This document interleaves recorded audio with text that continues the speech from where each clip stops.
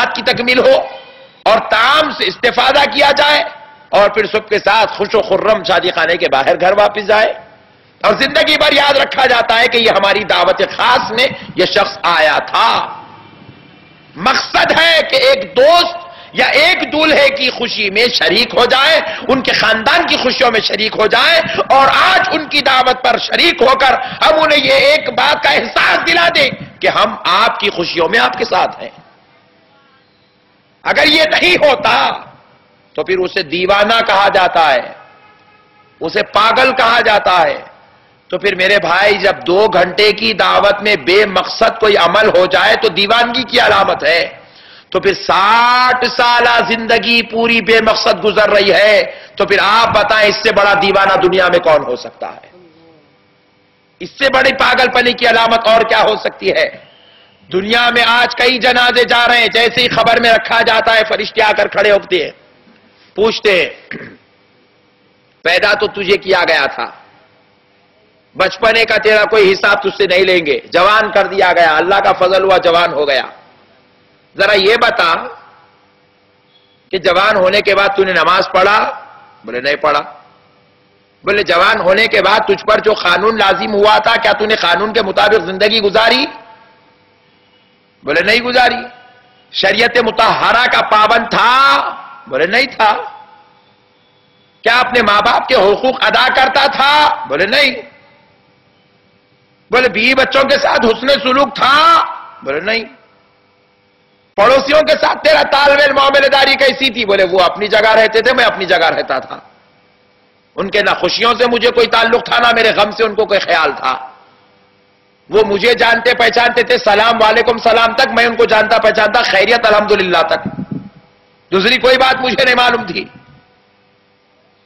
بولے بڑھاپے کو آ گیا، خاندان اور قبیلے کے کئی لوگوں کی شادیاں ہوئی، بیمار پڑے، میتیں ہوئی، کیا اس کے ان کے خوشیوں اور غم میں شریک تھا؟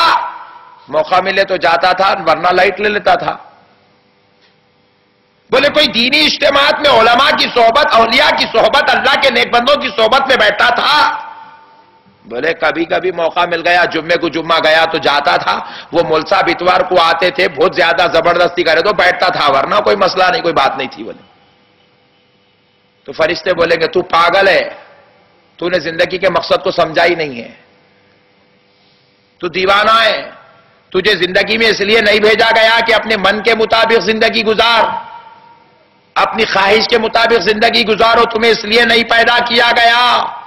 زندگی دی گئی لیکن خواہش رب نے اپنے پاس رکھی ہے، تم اپنی خواہش کے مطابق زندگی نہیں گزار سکتے، تمہیں زندگی خدا کی مرضی کے مطابق گزارنی ہے۔ جو خدا کے قانون اور اس کی شریعت اور اس کے اصول، اس کے بتائے ہوئے ضابطے کے مطابق زندگی گزارتا ہے، وہی دنیا میں عقل مند ہے، وہی کامیاب انسان ہے، وہی اچھا انسان ہے، اور وہ اپنی زندگی کے مقصد کو سمجھا ہوا ہے۔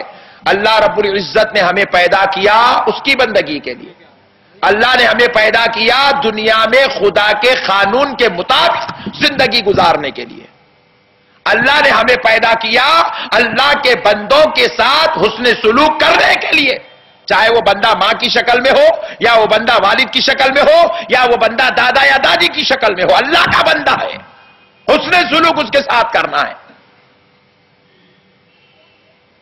پڑوسی ہو، محلے والا ہو، عزیز ہو، رشتہ دار ہو، حسن سلوک ان کے ساتھ کرنا ہے، اسی حسن سلوک کے لیے ہم کو پیدا کیا گیا۔ مگر میرے پیارے بھائی، آج ہم یہ قانون اور یہ اصول سے واقف ہی نہیں ہیں۔ میں کہتا ہوں یہ قانون اور یہ اصول ہمیں واقف کیسے، ہم کیسے واقف ہوں گے؟ ہم یہ قانون اور اصول کیسے جاننے والے بنیں گے جبکہ ہم جاننے والوں کی صحبت میں بیٹھنا ہی نہیں جانتے؟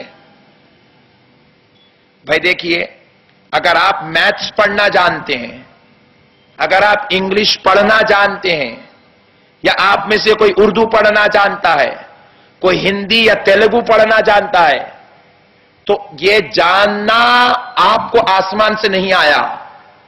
آپ نے اردو پڑھانے والے استاذ کی صحبت میں بیٹھی تو آپ اردو پڑھنا جان گئے، آپ کو انگلش پڑھانے والے استاذ کی صحبت میسر آئی تو آپ انگلش کے دھنی ہو گئے. آپ کو تیلگو یا ہندی پڑھانے والے استاذ کی صحبت ملی تو تیلگو اور ہندی آ گئی.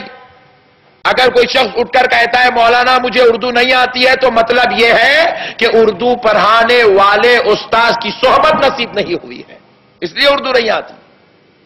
کوئی شخص مجھے یہاں اٹھ کر کھڑا ہو کر کہہ دے مولانا میں الحمدللہ کار میکینک ہوں، تو مطلب کیا ہے کہ میں نے اپنی زندگی کا تقریباً حصہ ایک بہترین میکینک کی صحبت میں گزارا ہے، اس کی برکت سے آج میں بھی میکینک بن گیا ہوں.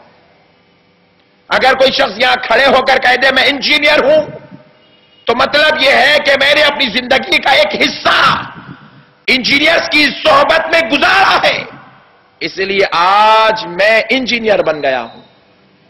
ورنہ جب تک آپ جو بننا چاہیں گے اس لائن کے لوگوں کی صحبت میں آپ کا وقت نہیں گزرتا تو آپ قابل انسان نہیں بنتے، اپنے اس مقصد تک نہیں پہنچتے. ارے اگر کوئی انسان انجینئر بننا چاہتا ہو تو اسے انجینئروں کی ضرورت پڑتی ہے، اسے بہترین انجینئرز کی صحبت اختیار کرنی ہوتی ہے. اگر کوئی ڈاکٹر بننا چاہتا ہو تو اسے ڈاکٹرز کی ضرورت پڑتی ہے. اگر کوئی عالم بننا چاہتا ہو علماء کی ضرورت پڑتی ہے. اگر کوئی وکیل بننا چاہتا ہو تو بہترین ایڈوکیٹس کی ضرورت ہوتی ہے. وہ ان کی صحبتوں میں سرمردان و ادب طے کرتا ہے تو وہ ایک بہترین قابل انسان بنتا ہے. اسی طرح خدا کی قسم اگر کوئی اللہ کا سچا بندہ بننا چاہتا ہے تو اللہ کے محبوبوں کی صحبت میں بیٹھتا ہے تو سچا بندہ بن جاتا ہے.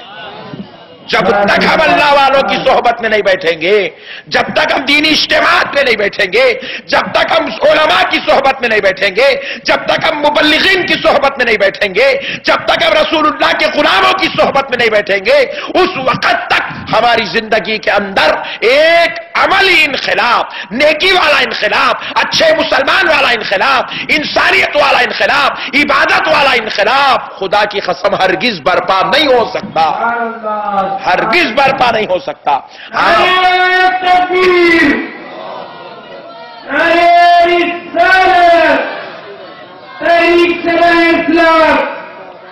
آپ کو اپنی زندگی میں آج ایک عبادت والا انقلاب برپا کرنا ہے.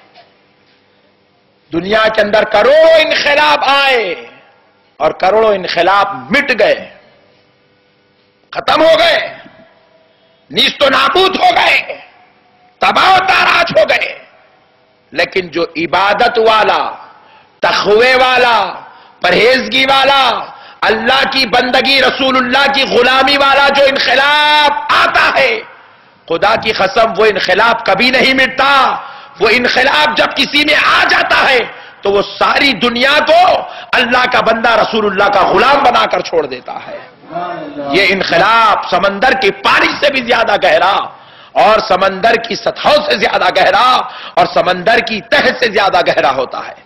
اس لیے میرے پیارے بھائیوں، آج ہمیں ضرورت ہے ہم اپنی زندگی کے مقصد کو سوچیں، غور کریں. دن میں 2 مرتبہ ضرور سوچیں آج میرا رب مجھے زندہ اس لیے رکھا تاکہ میں فجر کی نماز پڑھوں، میں ظہر کی نماز پڑھوں، میں عصر کی نماز پڑھوں، مغرب اور عشاء کی نماز پڑھوں. آج میرا رب مجھے صبح سانس اس لیے دیا تاکہ میں اپنی سانسوں میں اس کا ذکر کرتا رہوں، اس کی یاد کرتا رہوں، اس کو پکارتا رہوں. آج میرا رب مجھے کاروبار اس لیے بھیجا تاکہ میں حلال کماؤں، حلال کھاؤں اور اپنے بیوی بچوں کو حلال کھلاؤں، اپنے ماں باپ کو حلال